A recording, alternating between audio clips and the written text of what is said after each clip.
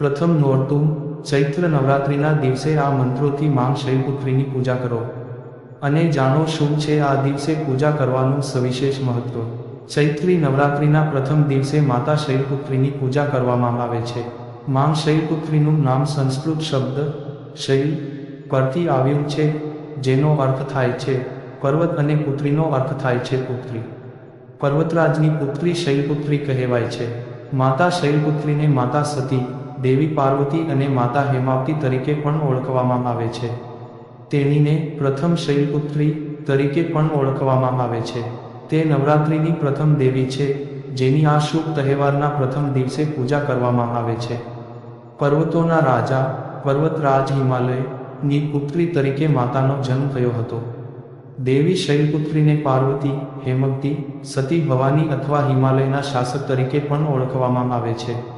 પ્રથમ નોરતું ચૈત્ર નવરાત્રિના દિવસે આ મંત્રોથી માં શૈલપુત્રીની પૂજા કરો અને જાણો શું છે આ દિવસે પૂજા કરવાનું સવિશેષ મહત્વ।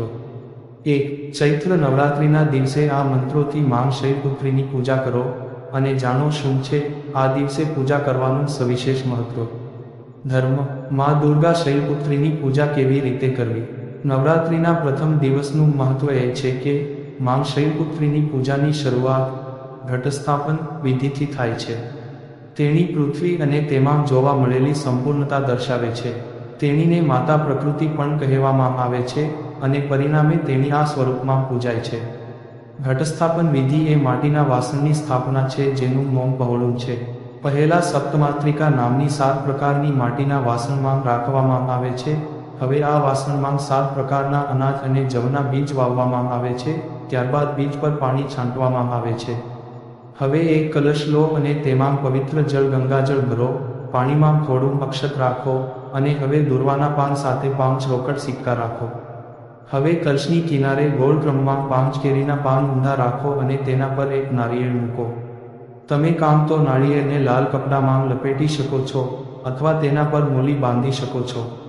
પંચોપચાર પૂજા કરો એટલે કે 5 વસ્તુઓથી પૂજા કરો અને કલશને નૈવેદ્ય અર્પણ કરો। આ પૂજામાં સૌથી પહેલા તમારે ઘીનો દીવો કરવો।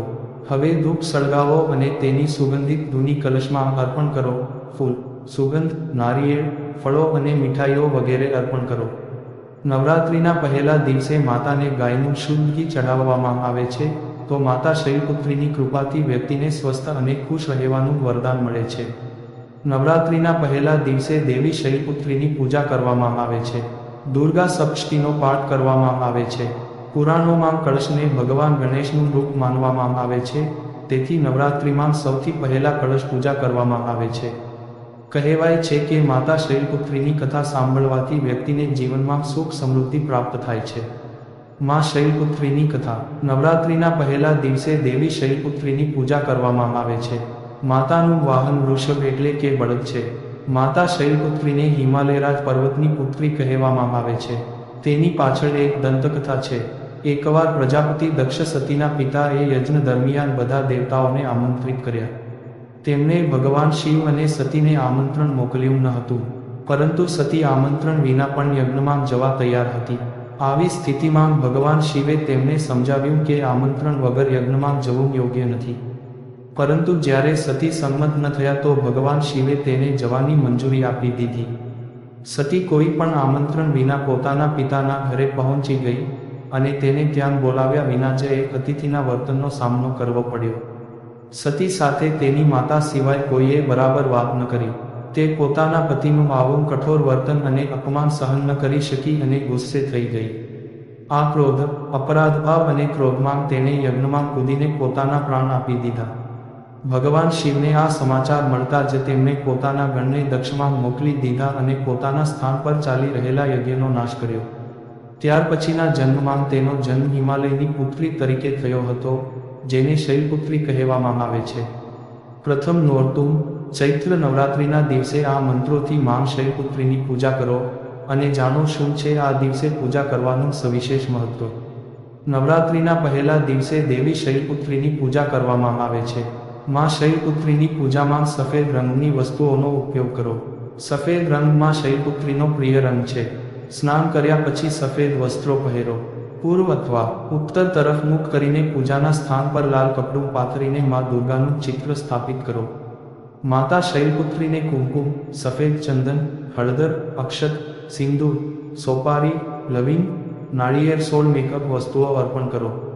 દેવીને સફેદ રંગના ફૂલ, રસગુલ્લા જેવી સફેદ મીઠાઈઓ અર્પણ કરો. પહેલા દિવસે માતાને પ્રિય ભોજનમાં ગાયના ઘીમાંથી બનેલી મીઠાઈઓ ચઢાવો. ધૂપ દીપક લગાવીને મા દુર્ગાના આ મંત્રની માળાનો સર્વમંગલ એન શ્રી અવસદકે એન ગૌરી નારાયણી નમસ્તે જાપ કરો. તેની સાથે જ મા શૈલપુત્રીના મંત્રોનો 108 વાર જાપ કરો. કથા વાંચો અને પછી દેવીની આરતી કરો. સાંજે પણ 9 દિવસ સુધી દરરોજ 9 દેવીઓની આરતી કરો. મા શૈલપુત્રીનો બીજ મંત્ર. અવનમ. મા શૈલપુત્રીની પૂજા કરવાનો મંત્ર. ઓમ દેવી નમઃ. મા શૈલપુત્રીનો ધ્યાન મંત્ર. હરદે વેંકે અવે. નવરાત્રિનો પહેલો દિવસ. રાશિ પ્રમાણે દેવીની પૂજા. મેષ. સુગંધિત અગરબત્તી સળગાવો અને ગાયના ઘીનો દીવો પ્રગટાવો. ગરીબ અને જરૂરિયાતમંદ લોકોને ઘઉં અને ચોખાનું દાન કરો. વૃષભ. સફેદ વસ્તુઓ જેમ કે ખાંડ, દૂધ, દહીં વગેરે ગરીબોને અથવા કોઈ પણ મંદિરમાં દાન કરો. ઓમ દેવી શૈલપુત્રાય નમઃ નો જાપ કરો. મિથુન. મા શૈલપુત્રી અને પ્રથમ પૂજારી ભગવાન ગણેશને દુર્વા ડબઘાસ અર્પણ કરો. મા શૈલપુત્રીને પ્રસાદ તરીકે મોતીચૂર લાડુ ચઢાવો. કર્ક.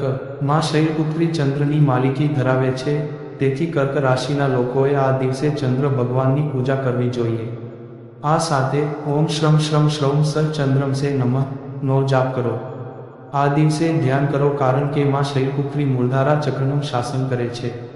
એક વાસણમાં પાણી ભરીને તેમાં ગુલાબની પાંખડીઓ, તાંબાનો સિક્કો અથવા તાંબાનો ટુકડો મૂકીને સૂર્યદેવને અર્પણ કરો. ગોળની બનેલી વસ્તુઓ અર્પણ કરો. કન્યા. ધાર્મિક સ્થળો પર ગાયનું દાન કરો અથવા ગાયને લીલો ચારો અથવા કેળું ખવડાવો. મા શૈલપુત્રીને ફળ અર્પણ કરો. તુલા. મા શૈલપુત્રીને અત્તર અથવા સુગંધિત ધૂપ અર્પણ કરો. મા શૈલપુત્રી કવચનો પાઠ કરો. વૃશ્ચિક. ચંદ્રના તત્વ અને ચંદ્રની અશક્ત રાશિને કારણે તમારે આ દિવસે યોગ અને ધ્યાન કરવું જોઈએ. માતા શૈલપુત્રીને લાલ કે કેસરી રંગના ફૂલ ચઢાવો. ધન. દૂધની મીઠાઈ બનાવો અને ગાયના ઘીનો દીવો કરો. મા શૈલપુત્રી સ્તોત્રનો પાઠ કરો. મકર. દુર્ગા આરતી અને મા શૈલપુત્રી આરતીનો પાઠ કરો.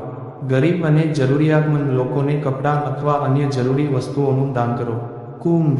ગરીબ અને જરૂરિયાતમંદ લોકોને ખીર, પૂરી ખવડાવો.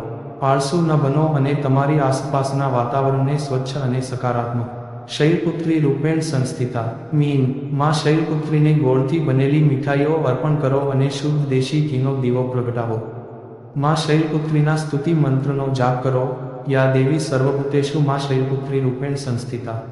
આ કહાનીમાં આપેલી કોઈપણ માહિતીની ચોકસાઈ અથવા વિશ્વસનીયતાની ખાતરી આપવામાં આવતી નથી. આ માહિતી જ્યોતિષ, પંચાંગ, માન્યતાઓ અથવા ધાર્મિક ગ્રંથો જેવા વિવિધ માધ્યમોમાંથી એકત્રિત કરવામાં આવી છે અને તમારી સમક્ષ રજૂ કરવામાં આવી છે. અમારો ઉદ્દેશ્ય માત્ર માહિતી પૂરી પાડવાનો છે. તેની સત્યતા અને સિદ્ધ હોવાની અધિકૃતતા આપી શકતા નથી. કોઈપણ રીતે તેનો ઉપયોગ કરતા પહેલા કૃપા કરીને સંબંધિત નિષ્ણાતની સલાહ અચૂક લેવી. મિત્રો, આવી જ નવી સ્ટોરીઓ હું તમારા માટે આ ચેનલમાં લાવતો રહીશ. જો તમને આ સ્ટોરી ગમી હોય તો લાઈક, શેર અને સબસ્ક્રાઇબ કરી દેજો. જય શ્રી રામ. હર હર મહાદેવ. જય સનાતન ધર્મ. હવે મળશું બીજી કહાની સાથે.